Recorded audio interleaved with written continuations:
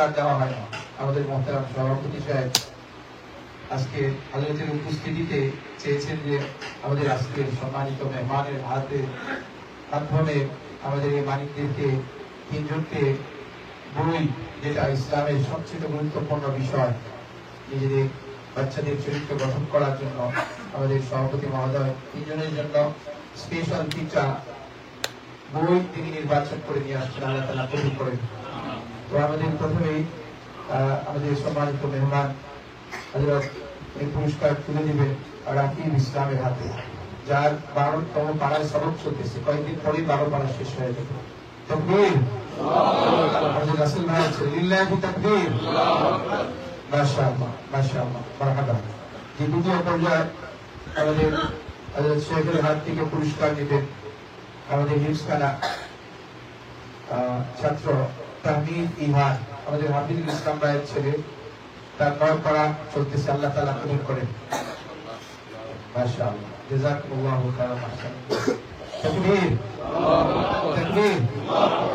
তৃতীয় পুরস্কার নেবেন আমাদের ফারশিদ আল রাফি, আমাদের রিপন ভাইয়ের সাহেবজাদা, তার 6 পাড়াতে সবক চলতেছে। সে খুব নিয়মতান্ত্রিকতার সাথে মাদ্রাসায় আসে, কখনোই তার সময় এর কি হয় না, ব্যত্যয় ঘটে না। মাশাআল্লাহ, আল্লাহ কবুল করেন। জাযাকুমুল্লাহু লিল্লাহি তাকবীর।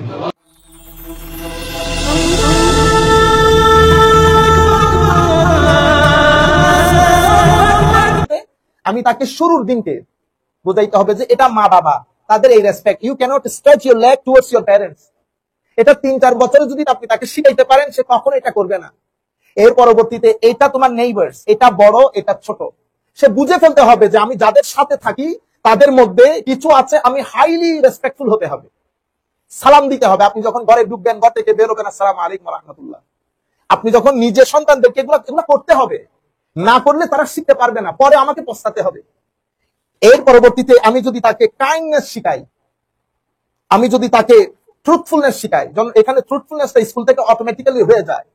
গ্রেটফুলনেস, পেশেন্স, এই জিনিসগুলো শুরুর দিক থেকে আমরা যদি শিখাইতে থাকি। অতঃপর তারবিয়া মানি বেটা, আমরা শুধু এই পৃথিবীর জন্য না, আমাদেরকে একদিন চলে যেতে হবে। আমাদের একজন আল্লাহ আছেন, আমাদের একজন রসুল আছেন, আমাদের একটা কোরআন আছে, আমাদেরকে কবরে যেতে হবে, কবরে একটা জিন্দেগি আছে, আমাদের একটা বড় দিবসের মুখোমুখি হতে হবে। সেখানে এটাকে কিয়ামা বলে। সেখানে আমাদের সমস্ত ডিডস গুলার অ্যাকাউন্টেবিলিটি আমাকে হইতে হবে। I have to be accountable and I have to answer all the questions raised by Allah Almighty with regard to the deeds that I have committed in this world. আপনি যখন সন্তানদেরকে এই আন্দাজে তরবিয়তটা দিবেন, এটাকে বলে তারবিয়া। একটা হচ্ছে আপনার আদব, আর একটা হচ্ছে তারবিয়া। এটার সময় কতদিন? এটার সময় হতে 11 থেকে 12 বছর। যখন সে 13 বছরে যাবে, তখন আপনি তাকে না আদব শিখাইতে পারবেন, না তারবিয়া শিখাইতে পারবেন। তখন সে রিয়াক্ট করবে, তখন সে আপনার সামনে চুপ করে থাকবে, বাইরে এসে মুখে কি কি বলবে, সে মানে আপনাকে প্রটেস্ট করতেছে। এই জায়গার মধ্যে আমরা অনেক অনেক কেয়ারফুল হতে হবে। আমার নবী সাল্লাল্লাহু আলাইহি ওয়াসাল্লাম সাহাবায়ে কেরামকে শুরুর দিকটাতে আমার নবীর প্রফেটিক রেসপন্সিবিলিটি চারটা ছিল: তিলাওয়াতে কোরআন, তাসকিয়া, তালিমে কিতাব, তালিমে হিকমা। তাইলে how many prophetic responsibilities? There 4: recitation of holy Quran, এরপরে purification of your heart, education of the কিতাব, এন্ড এডুকেশন অফ দি হিকমা, উইজডম। এই চারটা প্রফেটিক রেসপন্সিবিলিটিস আমার নবী 13 বছরে মক্কা শরীফের মধ্যে সাহাবায়ে কেরামকে যখন গড়ে তুলেছেন, ওনারা সংখ্যায় 400-500 মাঝখানে। তো মক্কার কুরাইশরা মনে করছে এই 400-500 দিয়ে আর কি হবে, আমরা হাজারে হাজারে লোক, নিমিষে কি করে দেব, ফু দেব, শুধু ফু। ইউরিদুনা লিইউতফিউ নূরাল্লাহি বিআফওয়াহিহিম ওয়াল্লাহু মুতিম্মু নূরিহি। তো তারা মনে করেছে ফু দিলে নিভে যাবে, কিন্তু এটা ফু দিলে, তো তারা আবু বকর সিদ্দিক রাদিয়াল্লাহু তাআলা আনহুকে একজন মনে করেছেন। কিন্তু আবু বকর সিদ্দিক, যখন আপনি কোনো আপনার সন্তানকে আদব দিবেন, তরবিয়ত দিবেন, তালিম দিবেন, তো আপনার এক সন্তান কখনো এক হয় না, সে একা 1000 মানুষের কাজ করবে। সে সংখ্যায় একজন, কিন্তু ওয়েটের মধ্যে সে একজন না। এই জন্য আমার নবী হাদিসে পাকের মধ্যে ফুকাহায়ে দ্বীন, যাদেরকে আমার আল্লাহ ডিপ আন্ডারস্ট্যান্ডিং অফ দ্বীন দান করেছেন, তাদেরকে বলেছে তারা একজন না, তারা এক উম্মাহ, তারা এক উম্মাহ। হযরত আবু বকর সিদ্দিককে ওরা ভুল করেছে, মনে করেছে একজন, আসলে তো একজন না, এক একজন এক একটা উম্মাহ, এক একজন এক একটা উম্মাহ। সেই কারণে বদরের যুদ্ধে তারা তাদের হুঁশ জ্ঞান ফিরে পেয়েছে। কি ঘটনা ঘটলো?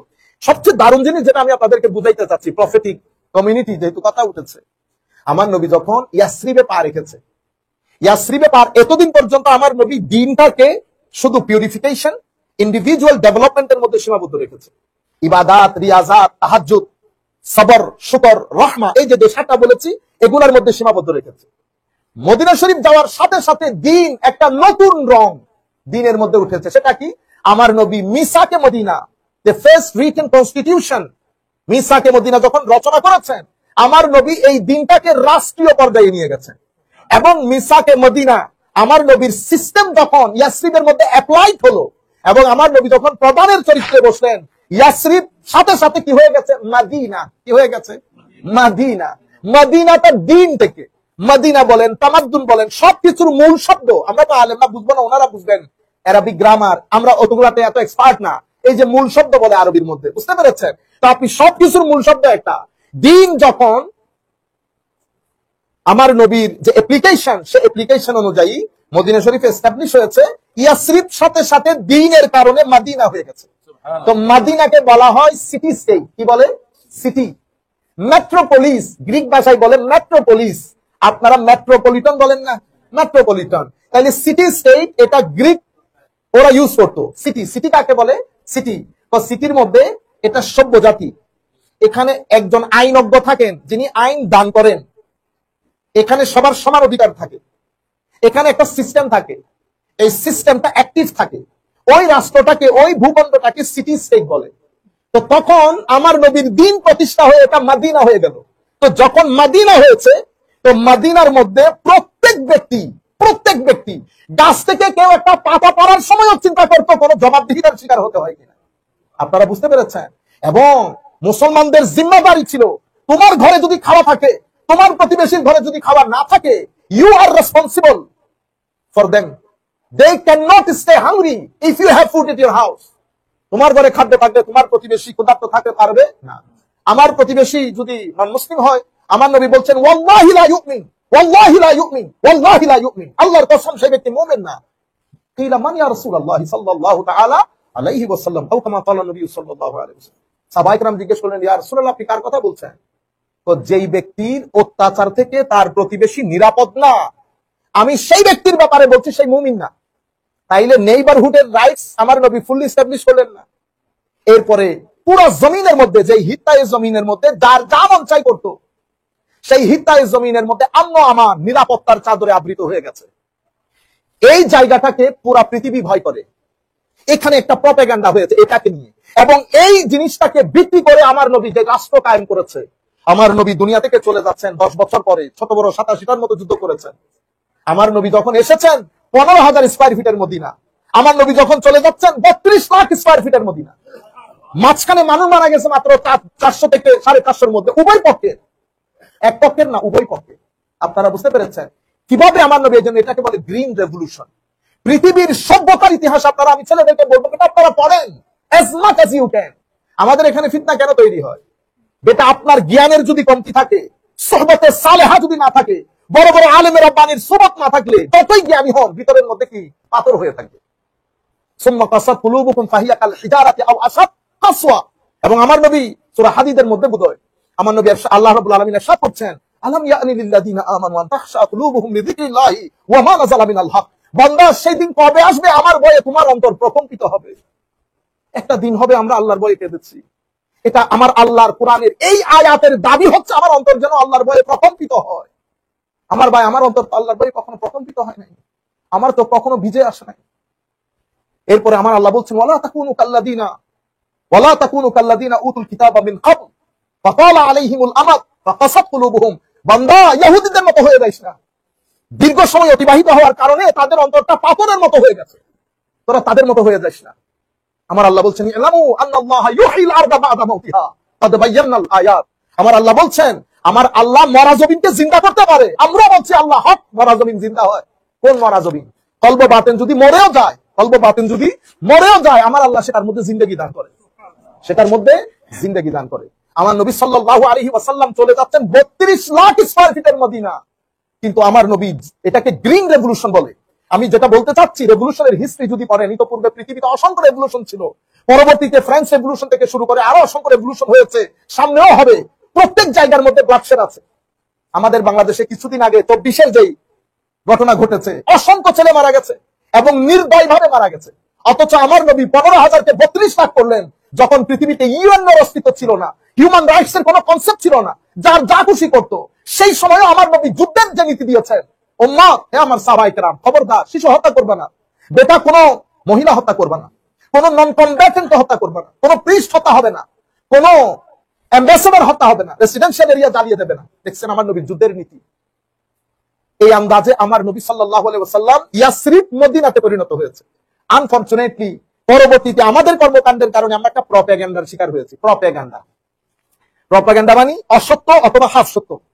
ওইটাকে 10-12 জন মিলে প্রত্যেকদিন সমাজের মধ্যে ঢুল পিটাইতেছে, এটা হয়েছে, এটা হয়েছে, এটা হয়েছে। হইতে হইতে এক জেনারেশন গেছে, পরবর্তী জেনারেশন বলতেছে হ্যাঁ ঘটছে। কি ঘটছে? তো ইসলামী শাসন মানে হচ্ছে হাত কেটে দিবে। খবরদার, এটা নামও নিও না, এটা হাত কেটে দিবে, মার মার কাট কাট। আপনারা বুঝতে পেরেছেন? তালোয়ার বের করে এমনি করে। ইন্না লিল্লাহি ওয়া ইন্না ইলাইহি। তাইলে আমি প্রপাগান্ডার পার্ট হয়ে গেলাম না? আপনি এই আন্দাজে মেরে কুটে যদি আমার নবী এই দিন মদিনাকে মদিনা বানাতেন, 1200 বছর পর্যন্ত এটা সম্ভব ছিল? কোনোদিন সম্ভব হইতো না। 1-2 দুনিয়া না তো, half of the world, more than that 1200 বছর পর্যন্ত মুসলমানদের কর্তব্য। এটা কি শুধু তালোয়ারের জুড়ে? ইম্পসিবল।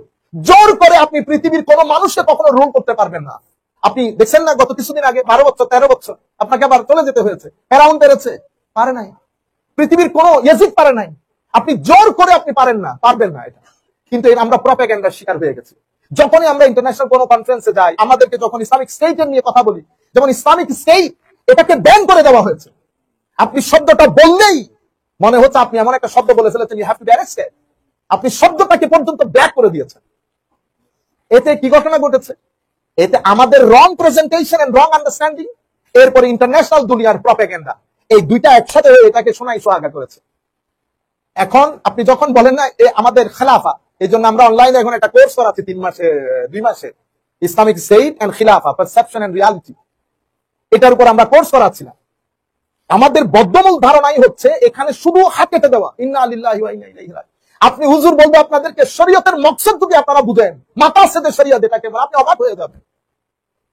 কই মাকাসেদে শরিয়াত, কই হাত কেটে দেওয়া। যাই হোক, আমার নবী ভিত্তি যেটার উপর স্থাপন করেছেন, প্রথমে তাজকির, আল্লাযীনা ইয়াযকুরুনাল্লাহা কিয়ামান ওয়া কুউদান ওয়া আলা জুনুবিহিম। আমাদের বিয়ে শাদী, আমাদের লেখাপড়া, আমাদের প্রত্যেক কিছুর সাথে সম্পর্ক একমাত্র রবের। নাম্বার 1, আমি এটাতে এতটুকুনের মধ্যে রাখি। এরপরে কি? তো এরপরে হচ্ছে তাফকির। তাফকির মানে গভীর চিন্তা করা। কি নিয়ে? ইউনিভার্স নিয়ে, আলম নিয়ে। আলম মানে পৃথিবী, ইউনিভার্স। আলমকে আলম কেন বলে? আলম মানে চিহ্ন, নিদর্শন। তো মাওলা এটার নাম নিদর্শন রেখেছেন কেন? তো এটার ধূলি, কণা, অণু, পরমাণু, সমুদ্র, পাহাড় সবকিছু আমার আল্লাহর অস্তিত্বের স্পষ্ট প্রমাণ বহন করে। সেই কারণে এটাকে কি বলে? আলম। তবে আমি আমাদের ইউথদেরকে স্পেশালি বলবো, বেটা আলম নজরে আসবে। আলম can be seen, but the creator of the আলম can not be seen. Why?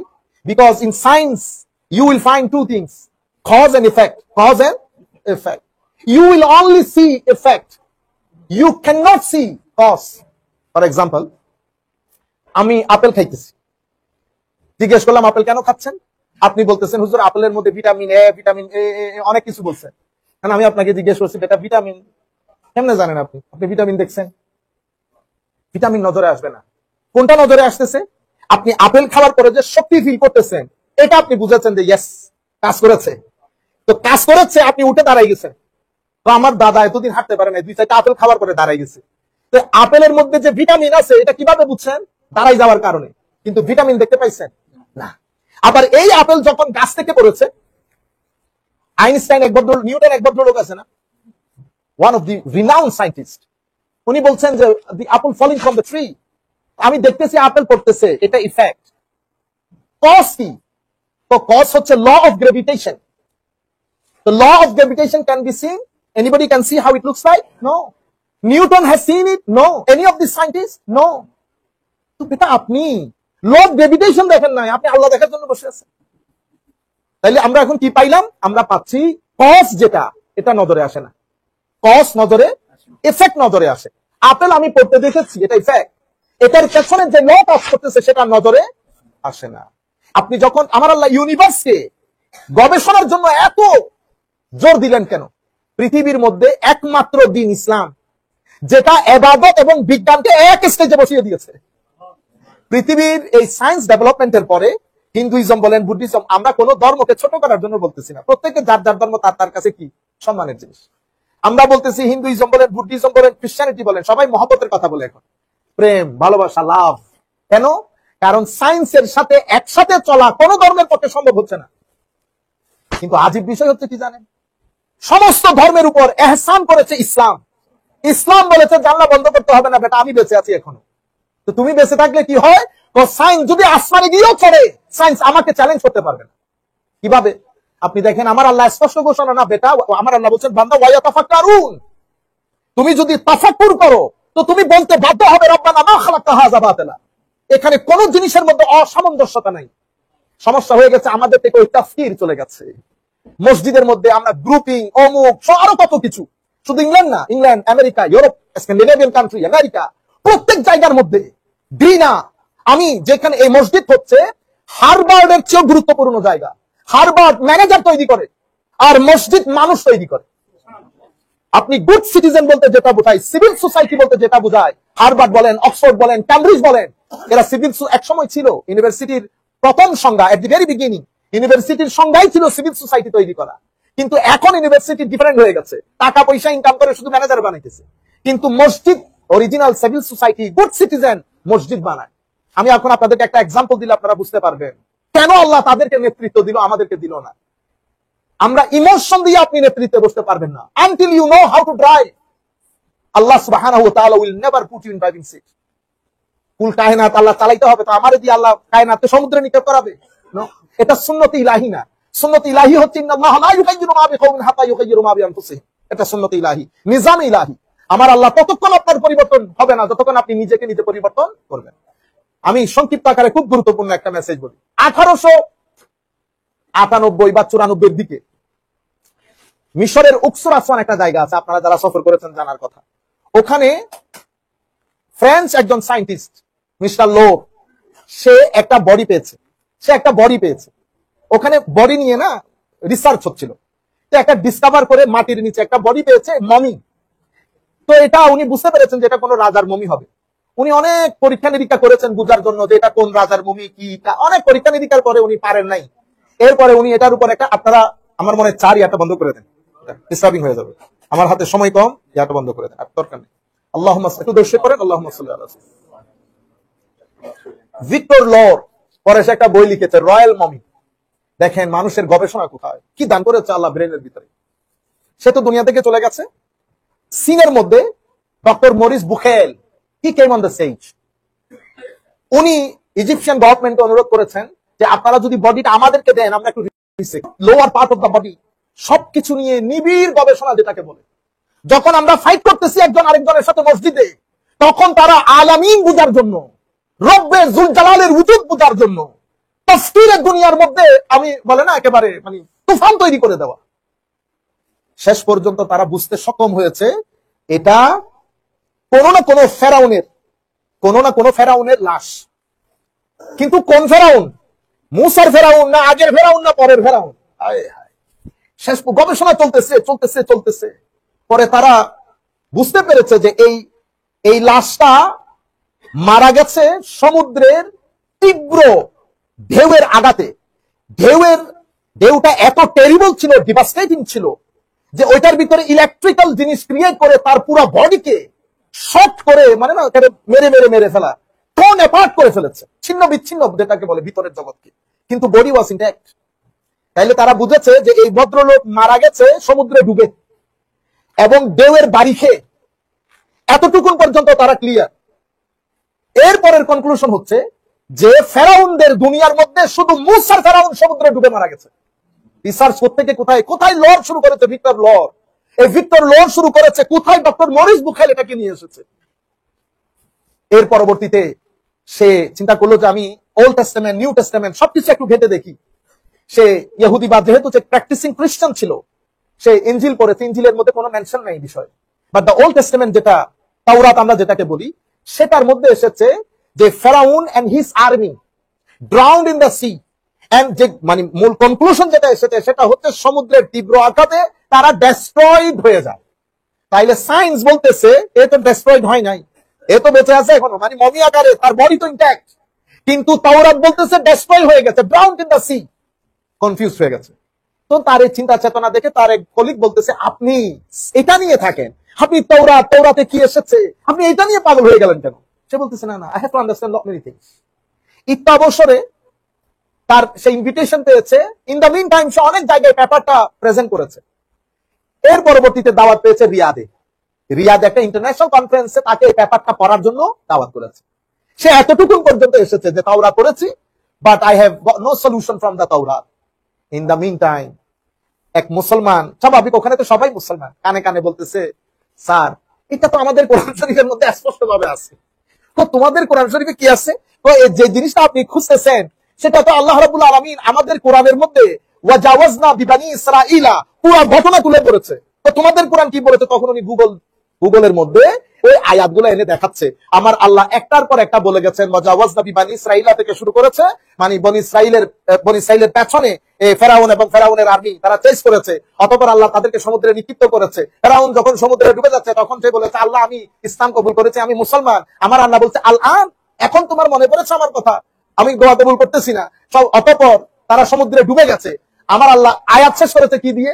আল ইয়াউম নুনাজ্জিকা বিবাদানিকা লিতাকুনা লিমান খালফাকা আয়া, আজকে তোমার শরীর আমি সংরক্ষণ করলাম যাতে তোমাকে দিয়ে আমি পরবর্তী প্রজন্মের জন্য আমার আয়াত, আমার নিদর্শন সেট করতে পারি। আমি তোমাকে কি করলাম? প্রিজার্ভ করলাম। তাহলে তাওরাত বলেছে ডেস্ট্রয় হয়ে গেছে, আর কোরআন বলছে আমি প্রিজার্ভ করলাম। তাইলে আপনি দেখেন এতদিন পর্যন্ত সে সমুদ্রের পানির ভিতরে, সমুদ্রের পানি সবাই ডুবে গেছে তার আর্মি, কিন্তু সমুদ্রের কোন মাছ তাকে খেয়ে ফেলে নাই। সমুদ্রের মাছ তাকে খেয়ে ফেলার কথা, সে ডুবে যাওয়ার কথা, কিন্তু কোরআনের আয়াত হচ্ছে আমার আল্লাহ বলছে আমি তোকে বাঁচিয়ে রাখবো। সেই কারণে আল্লাহর আদেশের কারণে কোনো মাছ তাকে খাই নাই, বরং সমুদ্রের ঢেউ তাকে সমুদ্রের তীরে সিশরের মধ্যে তুলে দিয়েছে। অতঃপর সেই অবস্থা হয়ে গেছে। আল্লাহ রাব্বুল আলামিনের বদৌলতে ভিক্টর লর গিয়ে তার লাশকে মাটি থেকে তুলেছে। অতঃপর মরিস বুকাইল গবেষণা করে কোরআনের আয়াতটা আবারও সত্যায়ন করেছে। এই ঘটনাটা সে আমার উস্তাদ, আমার শ্রদ্ধাভাজন শেখ হুজুর সৈয়দ শাইখুল ইসলাম প্রফেসর ডক্টর মোহাম্মদ তারুল কাদরি, উনি 1985 সনে ওয়েমলেতে, ইংল্যান্ডের ওয়েমলে আছে না, ওয়েমলি কনফারেন্স হল, ওখানে একটা ইন্টারন্যাশনাল কনফারেন্স করেছেন। সেখানে উনি ডক্টর মরিস বুকাইলকে দাওয়াত করেছে এবং বলেছে স্যার আপনি শুধু কেন ইসলাম গ্রহণ করেছেন এই কথাগুলা বলেন। তখন উনি এই পুরা হিস্ট্রিটা ওই বক্তব্যের মধ্যে তুলে ধরেছেন। এবং এই কথাটা আমি ছেলেদেরকে বলবো, আপনারা ওনার লিখিত বই যেটা উনি এই পুরা বিষয়ের উপর লিখেছেন, ইসলাম বাইবেল এন্ড সায়েন্সের উপর ওনার একটা বই, এটা গুগলের মতো আপনারা পাবেন, আপনারা এটা পড়তে পারেন। তাহলে আমি বক্তব্য শুরুই করি নাই, টাইম শেষ। তো বলতে চাচ্ছিলাম তালিম একটা প্রথম জিনিসটা ছিল তাসকির, অতঃপর তাফকির, অতঃপর তাসলিম। তো তাসলিম কিভাবে হলো? আপনি যখন এভাবে করবেন রব্বানা মা খালাকতা হাযা বাতিলা সুবহানাকা ফাকিনা আযাবান্নার, পরের আয়াতে বলছেন রব্বানা ইন্নানা সামি'না মুনাদিয়ান ইউনাদি লিল ঈমানি আন আমিনু বিরাব্বিকুম ফাআমান্না। তাসলিম। অতঃপর সুহবতে সালেহা, সৎসঙ্গ। কেন? আমার আল্লাহ ওই কোরআনের মধ্যে ওয়াতাওয়াফানা মাআল আবরার, আল্লাহ আমাদেরকে মৃত্যু দান করেন কাদের সাথে? কাদের সুহবতে, কাদের সঙ্গে? তো আপনার বান্দাদের মধ্যে যারা নেককার তাদের সঙ্গে। এই চারটা চাকার উপর পুরো হোল সিস্টেমটা আমার নবী বেস করেছেন। বেস করে আখেরি একটা হাদিস বলে আমরা আজকে আপনাদের বক্তব্য এখানে শেষ করতেছি। আমার নবী সাল্লাল্লাহু আলাইহি ওয়াসাল্লামের সাথে করেছেন যে আমার নবী সাল্লাল্লাহু আলাইহি ওয়াসাল্লাম কি ধরনের সোসাইটি চেয়েছেন, এটার উপর ভিত্তি করে আমার নবী সাল্লাল্লাহু আলাইহি ওয়াসাল্লামের সাথে করেন। আন আবি হুরায়রা রাদিয়াল্লাহু তাআলা আনহু قال قال رسول الله صلى الله عليه وسلم لا تحاسدوا ولا تناجشوا ولا تباغضوا ولا تدابروا ولا يبيع بعضكم على بيع بعض وكونوا عباد الله اخوانا। আমার নবী এই সোসাইটি চেয়েছেন যেখানে আপনি আরেকজনের সাথে হিংসা করবেন না, আরেকজনকে ধোঁকা দেবেন না, ঠকাবেন না, ডিসেপটিভ হবেন না এবং অহংকার দেখাবেন না। আরেকজন সাথে কথাবার্তা সালাম দোয়া সব শেষ করে দিয়েছেন, তো আমি তোমার মুখও দেখবো না, জানাজাও করিও না, আমিও করবো না। আমার নবী বলছেন আমার সোসাইটির মধ্যে এরকম না। এর পরবর্তীতে কি বলেছেন? তোমরা ইভেন তোমাদের মুআমালাতের ক্ষেত্রেও একজন আরেকজনকে ঠকাবে না। একজন প্রাইস বলেছে 5 টাকা, আপনি 10 টাকা বলে বাড়ি কিনে নিয়েছেন, সারা জীবন ওই বাড়ির মধ্যে যতদিন থাকবেন গুনাহ হবে। মার্কেট একটা প্রাইস থাকে, আপনি মার্কেট প্রাইসকে ভায়োলেট করে আপনি দাম বাড়িয়ে দিয়ে বরবাদ করে দিয়েছেন। এর পরবর্তীতে ওয়াকুনু ইবাদাল্লাহি ইখওয়ানা, মুআমালাত সামগ্রিক সম্পর্কের মধ্যে একজন আরেকজনের সাথে ভাইয়ের মতো হয়ে থাকবেন। আল মুসলিম আখুল মুসলিম, আমরা পরস্পর ভাই ভাই।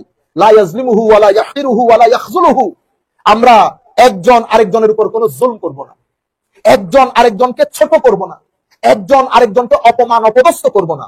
আত্তাকওয়া হাহুনা, আমার নবী ইশারা করে বলেছেন, ওয়া ইউশিরু ইলা সাদরিহি সালাসা মাররাত, তিনবার ইশারা করে বলেছেন উম্মত আমার সাহাবায়ে কেরাম, তাকওয়া পাঞ্জাবি টুপির মধ্যে না, তাকওয়া কলব বাতিনের ভিতরে, এখানে তাকওয়া থাকে। এর পরবর্তীতে বিহাসবি ইমরিন মিনাশ শাররি আন ইয়াহকিরা আখাহুল মুসলিম, আমার নবী বলছেন তুমি হায় হায় গুনাহ এতটুকুন যথেষ্ট, তুমি তোমার মুসলমান ভাইকে যে ছোট করলা কথায় হাসি দিয়ে, গুনাহ হওয়ার জন্য এতটুকুন যথেষ্ট। এরপর আমার নবী বলেছেন কুল্লুল মুসলিমি আলাল মুসলিমি হারামুন দামুহু ওয়া মালুহু ওয়া ইরদুহু, আপনার মাল, আপনার সম্মান, সম্পদ সবকিছু একজনের জন্য আরেকজনেরটাকে হারাম করে দিয়েছে। এই সোসাইটি আমার নবী চেয়েছে। আরো অনেক লম্বা কথা, চরিত্রকে আমার নবী অনেক গুরুত্ব দিয়েছেন। সময়ও শেষ, আপনাদের এখন এশার জামাত হবে। চরিত্রকে, ভদ্রতা, নম্রতাকে অসম্ভব গুরুত্ব দিয়েছেন আমার নবী সাল্লাল্লাহু আলাইহি ওয়াসাল্লাম, এবং বলেছেন মা ইউহরামির রিফকু ইউহরামিল খায়রা কুল্লাহ, যেই ব্যক্তির চরিত্রের মধ্যে নম্রতা নাই সেই ব্যক্তি আমার আল্লাহর সমস্ত ভালাই থেকে বঞ্চিত হয়েছে। যার চরিত্রের মধ্যে whoever deprives kindness deprive all goodness given by almighty Allah, যার চরিত্রের মধ্যে রিফক নাই। আখেরি হাদিস বলে শেষ করব, আমার নবী সাল্লাল্লাহু আলাইহি ওয়াসাল্লামের ব্যাপারে বলছে কানা রাসূলুল্লাহ সাল্লাল্লাহু আলাইহি ওয়াসাল্লাম দাইমাল বিশর সাহলাল খুলুক লাইনাল জানিব লাইসা বিফাজ্জিন ওয়ালা গালিজ ওয়ালা সাখাব ওয়ালা ফাহাশ।